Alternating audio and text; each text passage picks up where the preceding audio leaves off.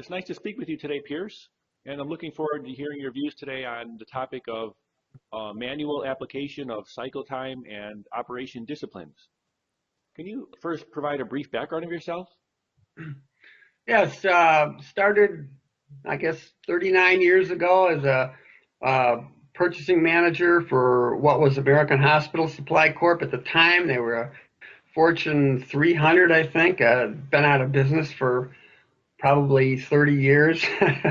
um, and went from there from medical into construction equipment and spent 35 years managing in purchasing, materials management, and supply chain operations, with a few years of that in consulting in the IT enterprise arena.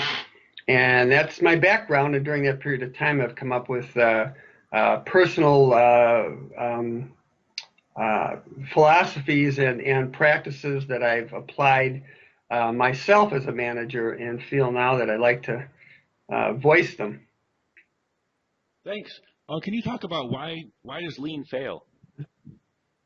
Well, I think the biggest single issue, I should sort of interject that in my background, I worked with the actual engineers from Toyota Production System, who started their own consulting firm, Shinjitsu, I should say.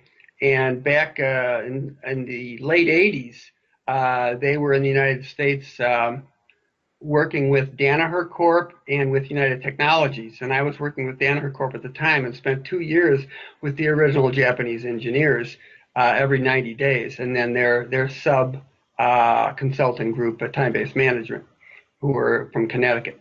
So given that, I was around doing TPS when lean popped up, if you will. And as time went by, I still see it as a marketing program, so that anybody who buys the package, reads the books, and goes to the classes can implement, execute. And I beg to differ.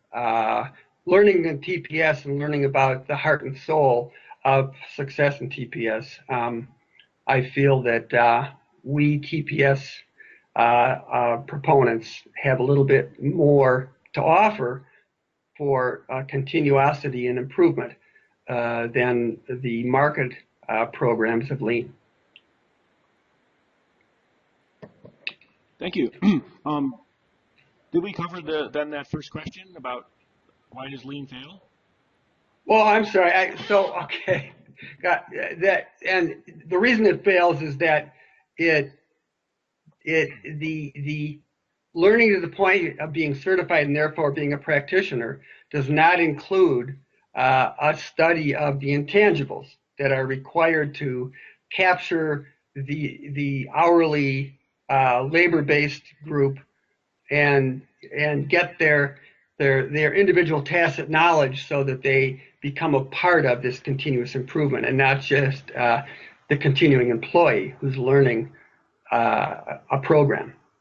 So that it fails because as soon as you walk away or aren't being not the manager, but not the leader, but the manager of these people, it's just status quo, because they haven't. The term they would use is bought into it, but actually what it is become a part of something that helps them personally and individually, which is what Toyota Production System did. The Japanese we talk about turnover, et cetera, and the Japanese didn't have that, whatever. These were people that had less than a sixth grade education across the board, the laborers in the 70s and 80s. And they were able to do some amazing things because of simple disciplines and the emotional or personal involvement of the implementing managers. And I think that's missing in a marketed lean package. And what is the solution? Well, initially the solution is to, I guess, to simplify rather than to have this huge methodology of lean with all of these different practices and levels, and upper management must be a part of it or it will fail. It has more direction towards what will make it fail and why it won't succeed to be avoided than it does the practice of growing the people and developing simple disciplines and a understanding of each person's feeling of involvement in their job. A little bit difficult to explain quickly, but it's a heart and an emotional involvement. And I think that the few lean programs that are successful, maybe coincidentally, have individual managers or leaders that know how to capture this emotional, I guess, involvement or tie with the employee, and then very simply assign disciplines that make each job simpler. You know, it's a follow the rules kind of thing, almost like training a child, if you will. And sometimes I think as a manager, I go to work expecting my boss to lead me as if I was his child. So now you have simple disciplines and you have people reporting on a short-term timely basis, and every individual has their own group of metrics. And it's just like doing your job and getting your allowance, if you will. So it's all very simple from the standpoint of the employee, from the standpoint of the hourly or the lowest level, the task person. And then up the ladder, there's a pyramid of metrics that actually feed on each other. Six Sigma has a plethora of metrics, but they're individually based so that you can be successful in Operation 5, and Operation 6 can lose all of your value that was added in 5. And there's no program to show continual value. TPS does that automatically. So I hope I'm not getting off the track, but that's kind of the distinguishing feature, that there's not a complexity, because it has to do primarily with the, I guess what we would call giving power to the employee. But so I don't know if that comes across. Is there anything more that you could say about how it's done? Well, how it's done, again, significantly. Let me go back to I guess the real foundation is to take is terminology and defining terms. We all use continuous improvement, but do we really know of a practice, a series of practices, a system that has repeatability and reliability of tasks, so that it is continuous, so that it doesn't have to be watched all the time in order to have it repeat itself and not get watered down or disappear or change its direction? Probably not. And the contention here is that if the key is to keep it continuous, how did you do it the first time? How long did it take?